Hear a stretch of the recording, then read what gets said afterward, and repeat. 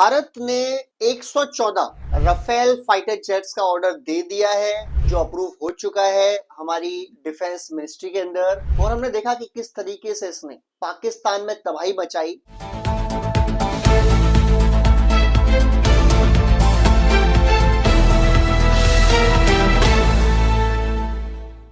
Hello friends, Bharat ने 114 Rafale fighter jets का order दे दिया है जो अप्रूव हो चुका है हमारी डिफेंस मिनिस्ट्री के अंदर। जो हमारी कमेटी ऑफ डिफेंस है उसने इसे अप्रूव कर दिया है, यानी ये डील पक्की है। और फरवरी में फ्रांस के राष्ट्रपति इमैनुअल मैक्रोन जब हाथ में आएंगे तो ऑफिशियली इस पर पीएम मोदी और मैक्रोन साइन कर देंगे। बट ये ऑफिशियली हो चुका है, डन है। बहुत अच्छी बात है। सबसे पहले राफेल फाइटर जेट जो 4.5 जनरेशन फाइटर जेट है और इसकी कैपेबिलिटी हमने सिंदूर के अंदर हमने देख लिया इसको।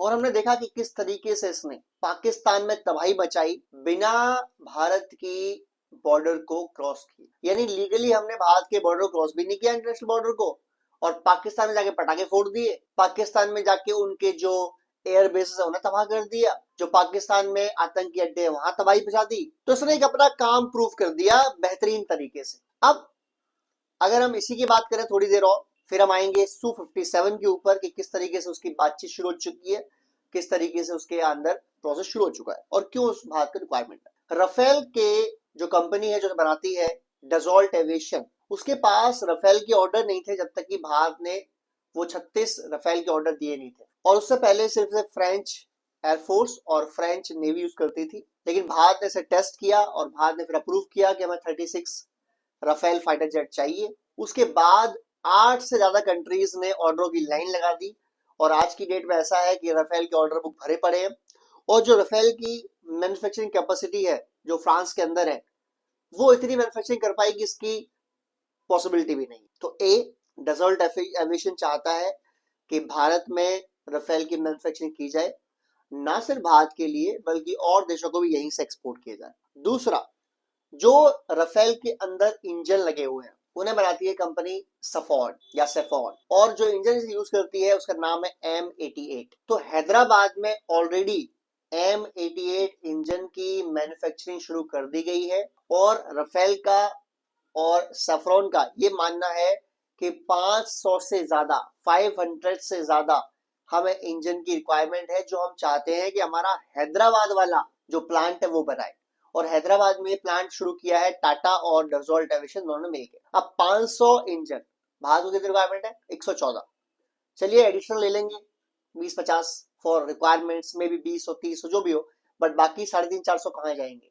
तो वो यूज होंगे उन एयरफोर्सेस के लिए जो इस समय डसॉल्ट ऑर्डर कर चुकी है या जो यूज करना शुरू कर चुकी है, वो यूज करेंगे इसको। ठीक है। अब बात ये आ रही है कि 4.5 जनरेशन डसॉल्ट एविएशन का राफेल बहुत बेहतरीन फाइटर जेट है जो इंडियन एयरफोर्स ऑलरेडी 36 उड़ा रही है। नेवी के लिए हम M वर्जन, जो मरीन वर्जन इसका राफेल का, वो ऑर्डर कर चुके हैं, जो हमने ऑलरेडी 26 यूज किए और ऑर्डर किए हैं, जो हमारे एक युद्धपोत पर तैनात होंगे। अब 114 हमने और ऑर्डर कर दिए। अब यहाँ पर कुछ पॉइंट्स हैं। पहला पॉइंट ये कि हमारे पास जो स्क्वाड्रन संख्या है इस समय वो है 29 आफ्टर मिग 21 के जाने से, क्योंकि वो 31-33 थे, 3-4 स्क्वाड्रन में कम हो गई। अब हमारे पास इस समय 29 है। इसमें से भी 6 स्क्वाड्रन जो मिराज 2000 की है वो अगले 4 से 5 साल में खत्म हो जाएगी, तो बचेंगे 23 या 24। अब इनिशियली एक जब वॉर हुआ था 1962 में चाइना और भारत का, तो उसके बाद एक कमेटी बैठी थी। उस कमेटी को डिसाइड करना था कि इंडियन एयरफोर्स के पास कितने फाइटर जेट्स होने चाहिए। उसको हेड किया था JRD टाटा ने, रतन टाटा के फादर ने। और उन्होंने कहा था कि 62 स्क्वाड्रन संख्या होनी चाहिए भारत के पास। पाकिस्तान, चाइना और बीच में अगर बांग्लादेश जैसा कोई देश उठ के आया तो सबसे एक साथ निपटने के लिए एक स्क्वाड्रन संख्या में 18 से 20 फाइटर जेट्स होते हैं। यानी सोचा यह गया था कि 1200 के आसपास फाइटर जेट्स चाहिए, जिसको बाद में चेंज करके 42 कर दिया गया। यानी अभी अभी मानते हैं मोटा मोटा कि 42 स्क्वाड्रन भारत के पास होनी चाहिए, लेकिन है कितनी? 29। यानी हम ऑलरेडी 13 स्क्वाड्रन शॉर्ट है। 13 स्क्वाड्रन मतलब हो गया लगभग 250 फाइटर जेट्स हम कम है जितनी होनी चाहिए। उसमें से भी 6 और कम हो जाएंगी, 6 का मतलब हो गया लगभग 120 कम हो जाएंगी, तो हम 23 पे आ जाएंगे। अब ये जो ऑर्डर हमने फिलिंग करी है 114 की, जितने में हमारे मिराज 2000 जाएंगे उससे लगभग पहले ही हमारे पास रफेल 114 और आ जाएंगे, यानी हमने उनकी संख्या बराबर कर ली। 29 हमारे पास स्क्वाड्रन फिर मेंटेन रहेंगे। और हम हर साल जो हमारा टारगेट है एलसीए का, लाइट कॉम्बैट एयरक्राफ्ट, जिसका हम बोलते हैं तेजस MK1 और MK2 जो आने वाला है, ऐसा लोगों का मानना है कि जो तेजस MK2 है वो रफेल के टक्कर का फाइटर जेट है, वो 4.5 जनरेशन फाइटर जेट है, जबकि तेजस MK1 जो है वो 4 और 4.5 के बीच का फाइटर जेट है। और हमारा लगभग हर साल एक स्क्वाड्रन ऐड करने का टारगेट है, यानी हम मान लेते हैं कि 5 साल में हमने 5 स्क्वाड्रन तेजस के में ऐड कर लिए और 6 हमारे भैया आ जाएंगे, यानी 11, लगभग 35-36 तक पहुंच जाएंगे। फिर भी हम शॉर्ट रहेंगे। और जो हमारा एम का है, एडवांस मीडियम कॉम्बैक्ट एयरक्राफ्ट, उसका डिफेंस मिनिस्ट्री के अंदर से ऑर्डर बयान आ चुका है कि वो बाय द एंड ऑफ 2035 2035 तक भारत की एयरफोर्स में इंडक्ट हो जाएगा। फास्ट भी करेंगे तो 32-33 तक हो पाएगा, उससे जल्दी नहीं हो पाएगा। उसकी फर्स्ट टेस्ट फ्लाइट 2028 में है, यानी से लगभग 2 साल के बाद। अब बात आती है कि ये जो 10 साल का पीरियड है 2035 तक का, या 9 साल का पीरियड है, और 4-5 साल में हमने ये बाकी एडअप कर लिया, अगर इस बीच हमारी कोई फाइट हो जाती है तो हम क्या करें। और दूसरी चीज एक और है कि भारत के पास इस समय कोई 5th जनरेशन फाइटर जेट नहीं है, जबकि चाइना के पास 2 5th जनरेशन फाइटर जेट है, एक J-20 और एक J-35। हालांकि वो J-31 को भी बोलते हैं कि फाइटर 5th जनरेशन है, चलो मान लेंगे वो 3 है, वैसे 2 ही है। तो ये 2 फाइटर जेट उनके पास ऑलरेडी है जिसे वो 5th जनरेशन बोलते हैं।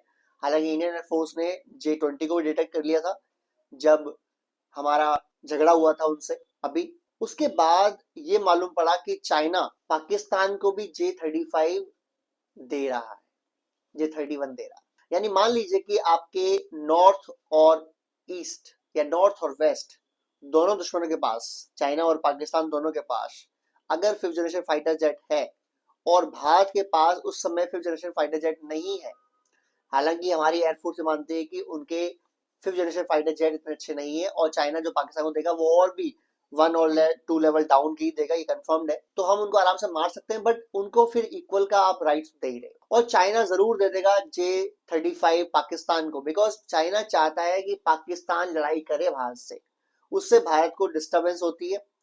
चाइना लड़ाई करेगा तो उनका बिजनेस टूटेगा, इससे बढ़िया है कि पाकिस्तान लड़ाई करे भारत से, ना कि चाइना। तो लड़ाई चलती रहेगी, उनका काम भी हो जाएगा और भारत वहां पे भी रहेगा। तो भारत अब ये प्लान कर रहा है कि भारत एक 5th जनरेशन का फाइटर जेट ऐड करे अपने आर्मरी में, अपने हथियार के बेड़े में। अब 5th जनरेशन के फाइटर जेट बनाने वाले केवल दुनिया में 3 कंट्रीज हैं। पहला अमेरिका, जिसके पास F-35 A, B, C और F-22 रैप्टर, ये 2 5th जनरेशन फाइटर प्लेन है। दूसरा रशिया, जिसके पास Su-57 फैल्कन और Su-75 चेकमेट, ये 2 5th जनरेशन फाइटर जेट है। तीसरा चाइना, जिसके पास J-20 और J-35 2 5th generation fighter jet है। अब चाइना हमको फाइटर जेट देगा भी नहीं और हमको लेना भी नहीं है, क्योंकि हमारा एडवर्सरी भी है वही है, और चाइना का माल कितना ट्रस्टेबल है ये आप हर को बताए, तो मुझे बताने की कोई जरूरत ही नहीं है इस बारे में। अब बचे 2, अमेरिका F-22 रैप्टर को किसी को देता नहीं है, इसराइल को भी नहीं दिया उन्होंने, और F-35 को वो ऑफर ऑलरेडी कर चुके हैं भारत के लिए बेचने के लिए, पर भारत सरकार ने इसमें कोई इंटरेस्ट नहीं दिखाया। उसके रीजन, पहला रीजन, अमेरिका के वेपन्स दुनिया के बेस्ट वेपन है, इसमें कोई गुरेज नहीं कहने में, बट जो अमेरिका के लोग हैं, जो सरकार है, उस पर 2% का भी भरोसा नहीं किसी को, वो कब जेट दे दे, कब मना कर दे, कब मेंटेनेंस मना कर दे, कुछ पता नहीं है। तो बचता है रशिया। अब हमें Su-57 फैल्कन लेना है या Su-75 चेकमेट लेना है, हमारे पास ये ऑप्शन है।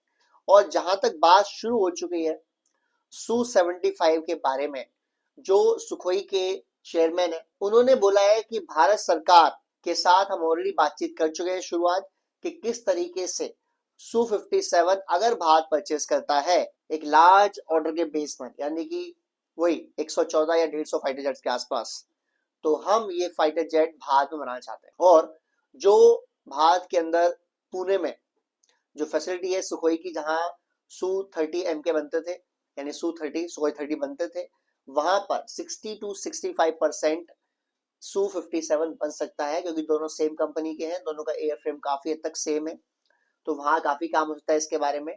और 20 से 25% हम और फैसिलिटी प्रोवाइड कर देंगे भारत को, 10% इससे जो है रशिया से भारत में आ सकते हैं।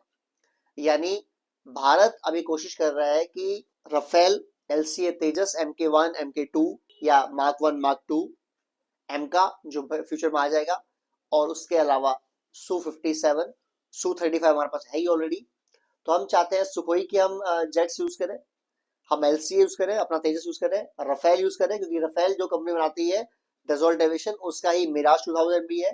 तो वी वांट कि हम यार 3-4 कंपनी के साथ डील करें, जिसमें से भारत का अपना तो है ही, जो एम का आएगा वो, और LCA तेजस ये भी एक कंपनी बनाती है, HAL बनाई है दोनों को। सुखोई 30 और सुखोई 57 दोनों सुखोई कंपनी बनाती है, और राफेल और मिराज 2000 ये दोनों बनाती है डसॉल्ट एविएशन। तो और जैगुआर, तो जैगुआर, मिराज और राफेल ये तीनों एक कंपनी बनाती है, इसका नाम है डसॉल्ट। तो वहां डसॉल्ट का काम हो जाएगा, या HAL जो सुखोई जो LCA तेजस 1 MK2 एम का बनाएगी, साथ में सुखोई 30 और सुखोई 57 फिर Su-57 सुखोई बनाएगी।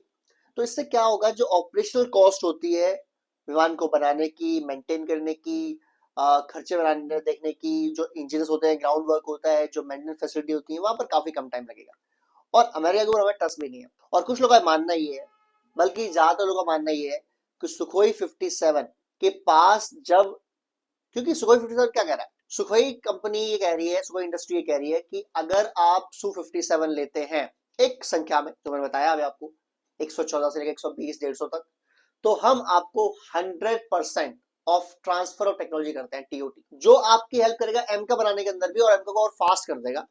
प्लस भविष्य में आप Su-57 जैसा फाइटर जेट खुद बना सकते हैं, और बनाना हो तो, क्योंकि आपके देखो 100% ट्रांसफर टेक्नोलॉजी है, TOT है, 100% मेक इन इंडिया होगा, 100% रडार सिस्टम देंगे, 100% डिफेंस सिस्टम देंगे, पूरा सोर्स कोड देंगे, जिससे आप भारत के हथियार, जिसमें स्पेशली ब्रह्मोस जैसे मिसाइल, निर्भय जैसी मिसाइल, अस्त्र जैसी मिसाइल, आप इसमें एडप्ट कर सकते हैं। तो लोगों का मानना है कि जब भारत के जो डिफेंस इक्विपमेंट्स हैं, जो मिसाइल्स हैं, जो बॉम्ब्स हैं, जब वो एडप्ट हो जाएंगे Su-57 में, तो ये और घातक हो जाएगा F-35 से भी ज्यादा। और कौन कौन ये मानता है कि अमेरिका ये ट्रस्टेबल एक कंट्री है हथियारों के मामले में? मैं तो नहीं मानता, कब से मैं बिल्कुल नहीं मानता। रशिया हमारा time taken, time proven friend है। हमें लगभग 1960 से लेके अब तक 70 ईयर से ज्यादा का टाइम हो गया रशिया से डील करते हुए। हमारे पास ऑलमोस्ट 50 to 70% जो हथियार है वो रशियंस है। मैन्युफैक्चरिंग ऑलमोस्ट इंडिया में हो रही है, वो सोर्स कोड दे रहे हैं, वो TOT दे रहे हैं, वो वेपन इंटेशन दे रहे हैं। क्या चाहिए आपको यार, और क्या चाहिए, जस्ट गो फॉर इट। और इससे पहले पाकिस्तान और चाइना को देखा जाए तो उनके पास Su-57 की टक्कर में तो कोई फाइटर जेट नहीं है, वो तो बेचारे रफेल से परेशान हो गए, रफेल आ गया, रफेल आ गया, हमारा क्या होगा। पाकिस्तान परेशान है कि रफेल को गिराने की हमारी औकात ही नहीं है, हम क्या करेंगे। और अब Su-57 का अगर ऑर्डर हो गया तो कहानी खत्म हो जाएगी। हाँ, लेकिन एक बंदा परेशान होगा, उसका नाम है डोनाल्ड ट्रंप। वैसे ये बंदा परेशान रहता ही है, आप कुछ भी कर लो, आप इसकी पैर न दबाओ, इसकी ईगो मसाज ना करो, फिर ये परेशान है। हो सकता है फिर ये बोले कि मैं 100% टैरिफ लगा रहा हूँ, बात पे लगा ले भाई। पहले भी धमकी दी थी अमेरिका ने कि अगर आप S-400 लेंगे तो हम आप पे टैरिफ लगा देंगे, नहीं लगाया। हम कार्ड साइक लगा देंगे, लगा दे, बिकॉज भारत के नेशनल इंटरेस्ट में, नेशनल सेफ्टी के लिए जो जरूरी वो बात करेगा भाई, करना ही पड़ेगा। There is no option around भाई। कल चाइना लड़ने आएगा, तुम 1967 में आए थे, 1967 में आए थे, या अभी आ गए थे गलवान में, नहीं आओगे ना, तुम आए थे ना कभी आओगे। और अमेरिकन कांट। तो हमने चाइना को पहले भी पीटा था, हम फिर पीटेंगे पकड़ के, कोई दिक्कत नहीं है। तो भारत सरकार से मेरा ये दरख्वास्त है, रिक्वेस्ट है कि Su-57 को भी परचेस कर ही डालो लगे हाथ। और दोनों फाइटर जेट जैसे राफेल और Su-57 जैसे ही इनकी इंटीग्रेशन शुरू होगी इंडियन एयरफोर्स में, we can be number 2 air force in the world after America, number 2, if not number 3 तो भी है in many senses. Anyways, video अच्छा लगा तो लाइक करें, शेयर करें, सब्सक्राइब करें, एंड प्लीज कंपेयर करें which is the best fighter jet, Su-57 और F-35। जय हिंद, जय भारत।